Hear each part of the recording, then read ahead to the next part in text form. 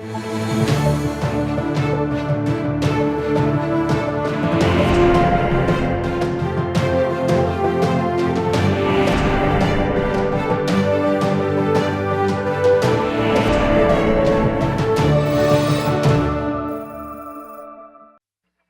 expressão delação premiada nunca foi tão ouvida no noticiário como no último ano. Investigações como as da Operação Lava Jato contaram com muitos depoimentos feitos dessa maneira, uma espécie de troca de favores entre juiz e réu. Esse mecanismo, que tem sido de grande importância para a Justiça, pode sofrer alterações caso um projeto de lei seja aprovado no Congresso Nacional. Para discutir o assunto, o Câmara Debate da Semana recebe o advogado criminalista Eduardo Luna.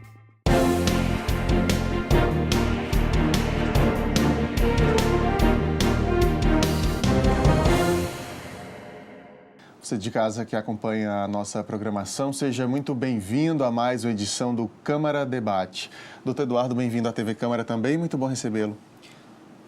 Prazer, Lael, quero agradecer o convite da TV Câmara e estamos aqui dispostos a esclarecer o teu público a respeito dessa temática tão palpitante que desperta tanta curiosidade.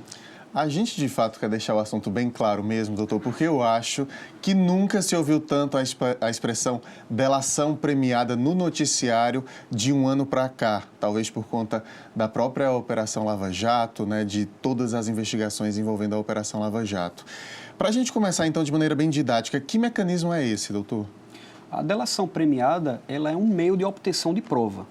Ou seja, a delação, ela é uma ferramenta coadjuvante, no sentido de que ela não se presta a convencer o juiz da ocorrência de um crime, bem como da autoria desse crime. A delação, ela envolve a confissão de quem praticou um crime, o sujeito ele confessa diante das autoridades estatais a prática de um crime, e ela indica uma diretriz informativa. No caso da delação, essa diretriz consiste exatamente no apontamento de um sujeito ou outro que figura como partícipe ou coautor do crime, confessado pelo delator. E esse meio de obtenção de prova, ele é pactuado entre o investigado ou o acusado, porque a delação ela pode surgir na ambiência de um processo penal, ou seja, durante a deflagração do processo penal. Na ocasião, o promotor tomará assento, o delegado não mais estará presente, e a delação ela consiste num acordo, numa negociação entre o investigado, entre o imputado, ou seja, aquele a quem se dirige a prática de um crime. Parte de quem essa proposta? Do réu, da defesa do réu? Pode partir da polícia também? Parte de onde? Então, a lei que regula as organizações criminosas prevê um instituto da colaboração premiada. E nesses dispositivos legais não há previsão de uma necessária procedência da delação. A proposta de delação premiada ela pode partir tanto do investigado quanto da autoridade policial que preside as investigações, bem como do próprio promotor de justiça, que tomará assento na atividade preliminar de investigação e já nesse então poderá sugerir uma proposta de delação premiada, proposta essa que vai se sujeitar a um juízo de conveniência do investigado. Tem sido útil para a justiça, de fato, esse mecanismo, doutor? Sem dúvida. A delação premiada ela tem se revelado de muita utilidade. Tem se revelado esse instrumento apontador de diretrizes informativas e, a partir dessa ferramenta, que eu repito, é uma ferramenta coadjuvante, ela não é protagonista. O delator ele aponta uma diretriz e essa diretriz ela é varejada, ela é inspecionada, investigada pelas autoridades estatais. E em se constatando a veracidade da linha de investigação apontada pelo delator, em se constatando, a consequência é exatamente o usufruto pelo delator de um prêmio legal, de um benefício legal. Quais benefícios estão previstos na lei? São vários.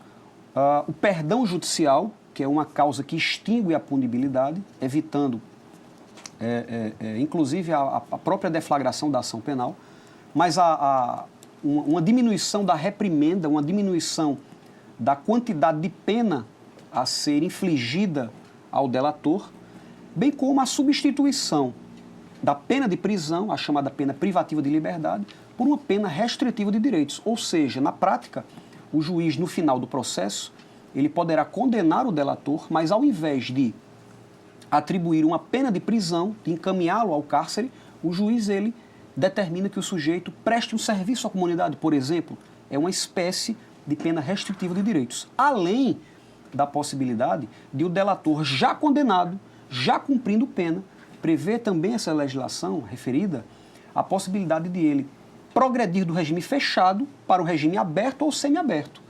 Isso a depender da utilidade da linha informativa que ele ofereceu. Então, deixa eu tentar entender o que é que acontece desde o início. É feito, de fato, um documento, antes desse depoimento, dessa delação, um documento em que já está definido nesse documento se esse réu vai passar, ou já um condenado vai passar para um regime semiaberto, ou se a pena vai diminuir. Isso já está definido antes. E se não houver serventia nenhuma para a justiça, ele vai ser beneficiado ou não? Então, vamos esclarecer. A legislação ela regula a dinâmica, o itinerário a ser percorrido pelas autoridades estatais e pelo delator. Há uma proposta, uma primeira etapa é a ventilação de uma proposta pelo delegado ou pelo promotor, ou mesmo uma proposta sugerida pelo delator.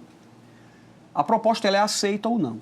A partir daí, a outra parte diante a proposta é aceita ou não, e a partir daí um acordo de colaboração ele é documentado. E nesse acordo vai estar inscrito a proposta, o benefício a ser ofertado, deferido ao colaborador, ao delator, bem como a utilidade que o delator ou o colaborador pode render às investigações, à atividade de perseguição estatal. Por exemplo, o colaborador, ele confessa, a colaboração premiada, ela envolve sempre a confissão da prática de um crime. Mas a colaboração abrange, além da atribuição da prática do crime a outrem, abrange, por exemplo, o colaborador, ele confessa e ele indica uma possibilidade de resgatar-se uma vítima com a sua integridade física assegurada. Então, em sendo essa vítima resgatada com a sua integridade física assegurada, ele se beneficia do prêmio que já vai estar constando do acordo de colaboração. Então, respondendo objetivamente à sua indagação, o acordo de colaboração, ele é documentado, ele é firmado pelas partes. E nesse bojo consta o benefício a ser outorgado, a ser deferido, e consta também a utilidade que o delator ou colaborador pode render à investigação. Não existindo a utilidade, ele pode não ser beneficiado com nada, então, é isso? Exatamente. A delação premiada, o conteúdo dela, ele será verificado na prática. A veracidade do conteúdo da delação, a veracidade dela é investigada pela polícia judiciária. A polícia, ela, após o acordo de colaboração ser lavrado, ser documentado, há, em sequência, uma nova etapa, uma etapa de execução do acordo de colaboração. E em que consiste essa etapa de execução? É exatamente a apreciação da veracidade da linha informativa, a diretriz informativa anunciada pelo colaborador. E somente diante do êxito dessa linha, da veracidade dessa linha informativa, somente no êxito da consecução dessa linha investigativa é que o colaborador se beneficia. Agora, doutor Eduardo, a gente tem observado na própria Operação Lava Jato figuras públicas, figuras conhecidas do Brasil inteiro, optando pela delação premiada, e isso se torna público também. A gente acompanha no noticiário que eles estão ali delatando, né, alguém, prestando essa informação para alguém. A delação precisa necessariamente ser uma informação pública ou por questões de segurança do delator isso pode ser revisto? Então, há um dispositivo na lei das organizações criminosas que atribui uma competência ao juiz.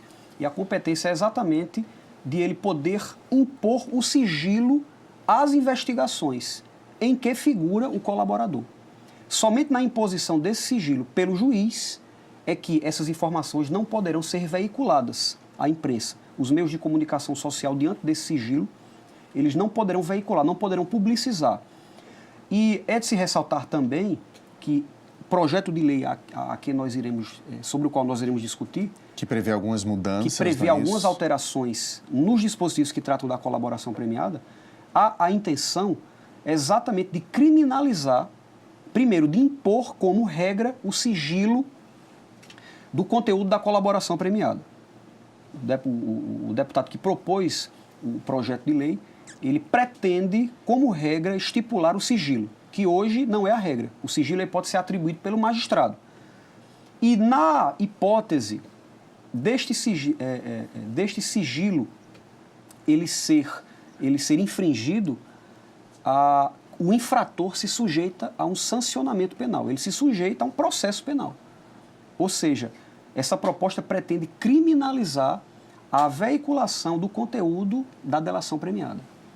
Antes da gente detalhar mais sobre esse projeto de lei que já está tramitando no Congresso Nacional e que prevê mudanças para a delação premiada, para a gente finalizar esse bloco, doutor, deixa eu lhe perguntar o seguinte também. A gente tem acompanhado em âmbito nacional, já citei a Operação Lava Jato, é o que está muito fresco na cabeça da gente, mas delação premiada pode ser usada aqui também, assim, com Polícia Civil e não Polícia Federal, para investigar um homicídio, um assalto, também é algo próximo de nós? Sim, sim.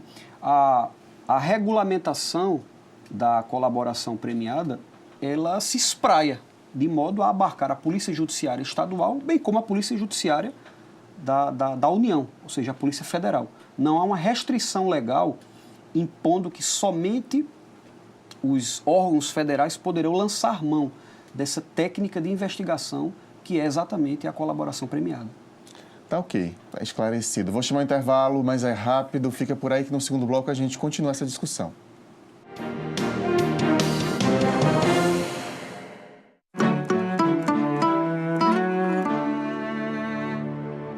Hoje eu resolvi cantar pra essa cidade que resolveu morar em mim e que me faz bem ver o sol nascer na mão, no mar, na areia, sentir o sanhal a correr na minha veia. Hoje eu resolvi cantar pra todo mundo que faz a cidade girar, acontecer, deixar nascer no coração as coisas boas, ver esse mundo girar em volta da lagoa. Nossa gente é feita de voz e a voz ressoa numa cidade feita de pessoas para as pessoas. Acesse joamaspessoas.com.br. Câmara Municipal de João Pessoa.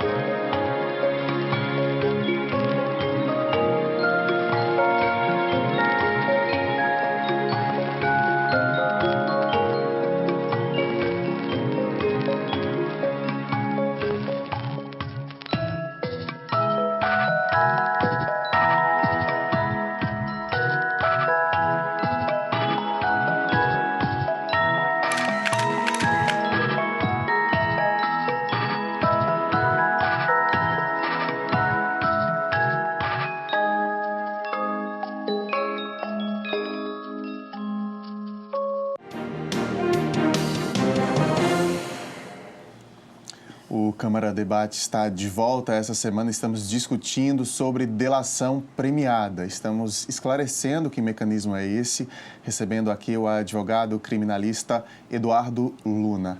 Doutor Eduardo, deixa eu voltar esse bloco antes da gente falar até sobre essas mudanças propostas num projeto de lei, ainda com dúvidas sobre a delação premiada. Se esse delator está inventando informações, ele está tentando criar uma situação ali e a justiça chega à conclusão que são informações informações inverídicas, caluniosas, o que é que pode acarretar? Essa situação ela é retratada precisamente no texto da lei. Essa situação configura o crime de colaboração caluniosa. Exatamente no artigo 19 da lei que trata das organizações, existe a configuração de um tipo penal, um modelo de conduta que expressa exatamente essa situação. O sujeito figura como colaborador, ele confessa, indica uma diretriz informativa, ele aponta, por exemplo, um autor do crime que ele está confessando, de maneira inverídica, sabendo que está fazendo de maneira inverídica, atuando com dolo, com vontade e consciência. Essa situação específica se amolda perfeitamente ao texto da lei, configurando um crime e daí a possibilidade de instauração de um processo penal e, eventualmente, uma condenação. Eu vou pedir desculpas novamente pela minha tosse, eu continuo um pouco gripado, pessoal, mas estamos aqui firmes e fortes gravando o Câmara Debate. Doutor, outra situação, um juiz tem várias delações que levam ao mesmo alvo, ao mesmo resultado, mas ele não tem outras provas além de delações. Ele pode julgar baseado só em delações? Essa situação, Lael, ela também já restou apreciada na órbita do Supremo Tribunal Federal. Nesse âmbito, o Supremo decidiu que, em existindo várias delações, apontamentos plurais, apontamentos esses oriundos de vários delatores, o juiz não poderá, com base exclusivamente nessa pluralidade de apontamentos, ele não poderá decidir de maneira a condenar, se ele não estiver munido de provas outras. Por exemplo, há uma pluralidade de delações e o juiz ele conjuga essa pluralidade com um documento, por exemplo, ou uma arma praticada na infração penal delatada. Nessa hipótese, o juiz poderá sim prolatar uma sentença de condenação. Ele poderá extrair certeza das delações em conjunto com outro meio de prova. Esse fenômeno chama-se, é chamado pelos estudiosos como fenômeno da corroboração cruzada. A pluralidade de delações divorciadas de provas outras não podem suscitar, provocar no intelecto do magistrado um juízo de certeza. Quer dizer, uma situação poderia ser criada ali. 3 delatores juntos, combinarem o mesmo discurso, mentiroso, falso, e criar uma situação e acabar prejudicando alguém que não existia a culpa. Exatamente pela característica de a delação ser um elemento, uma ferramenta coadjuvante, é que o juiz não poderá se lastrear, se basear exclusivamente no conteúdo da delação. Inclusive, o parágrafo 16 do artigo 4º da lei a que nós estamos versando, sobre a qual estamos versando, o parágrafo 16 ele é expresso. E os termos injuntivos desse parágrafo são no sentido de que a colaboração, somente a colaboração, o juiz não poderá fundamentar uma sentença somente levando em consideração o conteúdo da colaboração. Entendido, compreendido. Agora, sobre esse projeto de lei, doutor, que já tramita nas comissões na Câmara dos Deputados, que mudanças ele prevê para a delação premiada? Uma delas nós já nos referimos, mas uma outra proposta muito interessante é que o conteúdo da colaboração, somente ele não poderá proporcionar ao Ministério Público, ao autor da ação penal, ao promotor de justiça ou ao procurador da República, somente o conteúdo da delação premiada não pode ensejar ao promotor a possibilidade de ofertar a ação penal. O promotor não pode denunciar, não pode se dirigir ao judiciário com o intuito de denunciar, se ele estiver ancorado, baseado exclusivamente numa delação premiada. Esse é um dos dispositivos tratados na lei. O que vai no sentido, o que vai reforçar a diretriz legal de que a delação, por ela só, ela não é suficiente a provar nada. O delator, ele aponta uma diretriz informativa que será inspecionada, será verificado na prática se há veracidade naquele conteúdo. Então, esse dispositivo proposto, ele vai no sentido do dispositivo legal que já existe e que prevê que o juiz não pode condenar com base somente na delação. Esse projeto de lei também fala sobre pessoas já condenadas não poderem prestar delação premiada. Atualmente pode, isso é possível? esse dispositivo ele é muito palpitante. Também consta no projeto de lei a vedação da utilização da colaboração por réus ou investigados que se encontrem presos. Ou seja, o sujeito se encontra preso preventivamente ou preso temporariamente. Nessa hipótese, ele não poderá participar de um acordo de colaboração. Diz o projeto que, se houver essa colaboração, nessa situação de pendência de prisão processual, o juiz não poderá homologar o acordo. E essa questão também já foi tratada no âmbito do Supremo Tribunal Federal. Ainda que não como objeto específico de atenção, mas paralelamente há um acórdão oriundo do Supremo, da lavra do ministro Antônio Dias Toffoli, e nesse acórdão há a referência à possibilidade de delatores presos figurarem em acordos de colaboração. Um dos requisitos de validade da colaboração ou da delação premiada é a voluntariedade, ou seja, a ausência de coação. O delator ou colaborador ele deve estar consciente e livre para contribuir com a atividade de persecução penal. E entendeu o deputado que propôs o projeto de lei que, na situação de pendência de prisão, haveria uma restrição a essa voluntariedade. Daí porque ele entendeu por bem vedar a homologação por parte do juiz de acordos em que figurou um delator preso. Entendendo que delação premiada, como o senhor já explicou para a gente, é um recurso, um mecanismo importante para a justiça, e entendendo que essas alterações vão limitar um pouco algumas situações de delação premiada, a quem interessam essas mudanças, doutor? A quem interessa, veja bem, o projeto de lei, ele partiu de um dado deputado e não há a explicitação da justificativa no sentido de que a vedação de o promotor denunciar com base apenas na delação. Esse dispositivo estaria de acordo com o espírito da lei, que trata das organizações. E essa vedação da denúncia com base exclusivamente na delação teria o objetivo de preservar a colaboração não como meio de prova, mas como a ferramenta coadjuvante a que eu fiz referência. Entendeu o deputado que apresentou, o proponente, que a delação, ele tentou reforçar esse caráter coadjuvante, subsidiário da colaboração premiada. Mas também é interessante ressaltar que esse projeto ele foi encaminhado à Comissão de Segurança Pública e Combate ao Crime Organizado. Que já emitiu um parecer a respeito. O deputado elaborou um relatório no sentido da rejeição. E esse relatório ele foi acolhido. Daí seguiu-se o projeto para a Comissão de Constituição e Justiça.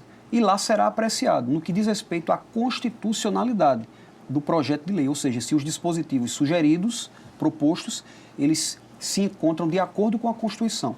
Nessa Comissão de Segurança Pública, avaliou-se a conveniência e a utilidade desses dispositivos. Então, a pergunta que você me dirigiu interessaria a quem? Essa conveniência ela foi apreciada nessa comissão primeira. E essa conveniência, nesse perímetro específico, nessa comissão específica, entenderam os senhores deputados que não era interessante para a sociedade, não era interessante para a dinâmica das investigações que cuidam e que pretendem desbaratar organizações criminosas. Opinião aí, pelo menos, dos deputados que fazem parte da comissão. Mas se vier a plenário, doutor, o senhor arriscaria dizer, levando em consideração nosso atual Congresso, nossa atual Câmara dos Deputados, arriscaria se eles aprovariam ou não esse projeto de lei? Muito embora uma grande quantidade, uma chusma de deputados estarem envolvidos em investigações onde há a pactuação de acordos de colaboração, eu acredito que a sociedade, em se projetando, a tendência é a rejeição desse projeto de lei. Porque a repercussão de uma eventual aprovação seria no sentido de que os deputados federais estariam propondo, digamos assim, um cerceio uma restrição à afamada Operação Lava Jato. E acredito que essa repercussão nenhum deles vai querer trazer para si.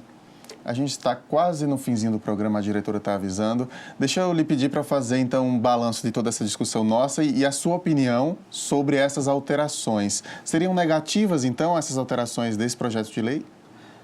Entendo que sim.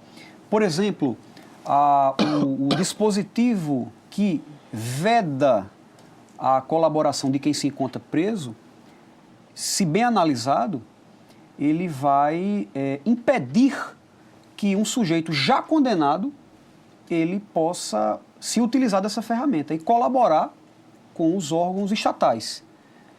E acredito que, no que diz respeito à denúncia ofertada com base apenas na delação, esse dispositivo também não merece prosperar, porque é estudado no âmbito processual penal que a denúncia, para ser oferecida, ela não precisa surgir a lume com base em uma certeza quanto à ocorrência do crime, bem como quanto à autoria. A denúncia ela é oferecida baseada em um juízo de probabilidade de ocorrência de um crime. O juízo de certeza, a convicção plena de que houve a prática de um crime, bem como a autoria, ela é conseguida, ela é alcançada durante a atividade de instrução processual. Então, somente nessa etapa da persecução penal, nessa etapa do processo, é que se exige a formulação de uma certeza quanto a uma ocorrência delituosa. Então, não entendo pertinente, não entendo razoável se limitar o promotor de justiça a oferecer uma denúncia com base apenas no conteúdo delatório. Bom, a gente segue acompanhando esse assunto. Doutor Eduardo, muito obrigado pela presença, por ter vindo esclarecer o assunto para a gente. Portas sempre abertas aqui na TV Câmara. Eu que agradeço o convite, Lael, e sempre às ordens. Muito obrigado, até a próxima. O Câmara Debate da semana termina agora, mas pela internet estamos sempre em contato com você. Pelo Facebook ou pelo YouTube, o nosso endereço é TV Câmara JP. Você pode rever todos os nossos programas e entrar em contato com a nossa equipe. A gente te espera por lá. Muito obrigado pela companhia em mais esta semana e a gente se vê na próxima, então. Um abraço e até lá.